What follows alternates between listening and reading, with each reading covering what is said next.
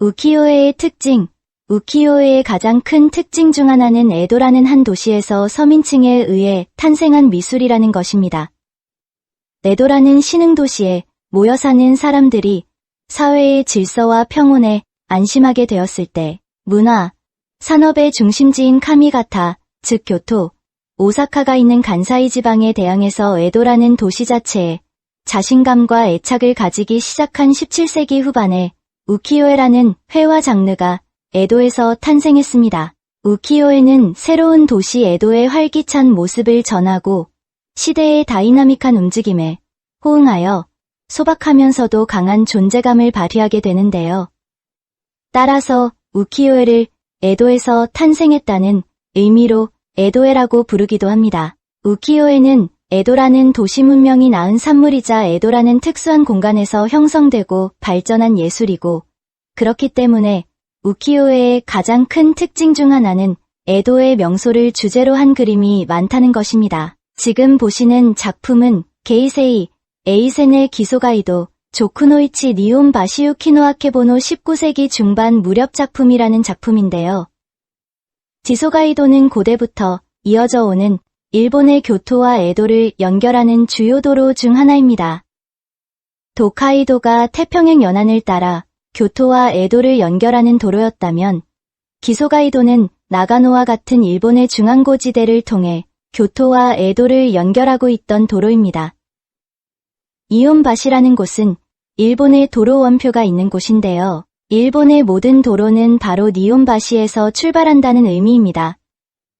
일본의 중심은 수도 도쿄이고 도쿄에서도 니온바시가 중심 중의 중심이라고 할 수 있는데 에도 시대에도 마찬가지로 막부가 있던 일본의 중심이 에도이고 에도에서 가장 번화했던 중심가로서 사람들이 모여들었던 곳이 니온바시라고 할 수 있습니다.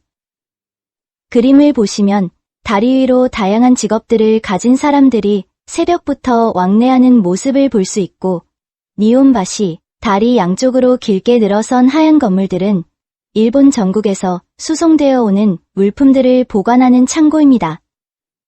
이 작품의 제목인 니온바시 유키노아케보노는 눈 오는 날, 새벽에 니온바시의 풍경을 우키요의 작품으로 옮긴 것인데요. 사람들이 우산을 쓰거나 들고 있는 모습으로 보아 눈이 막 그친 새벽의 한순간에 니온바시의 풍경을 포착해서 그렸다고 볼 수 있습니다.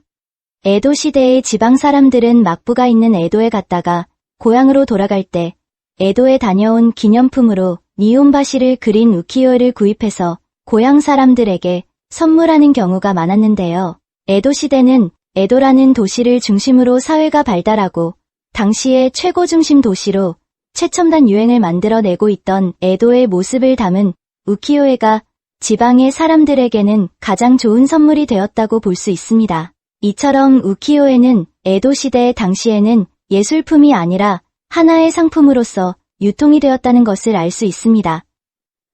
현재의 우키요에는 일본을 대표하는 예술작품으로서 세계적으로 알려져 있는 미술의 한 분야라고 볼 수 있는데요. 하지만 에도 시대의 우키요에는 예술이 아니었습니다.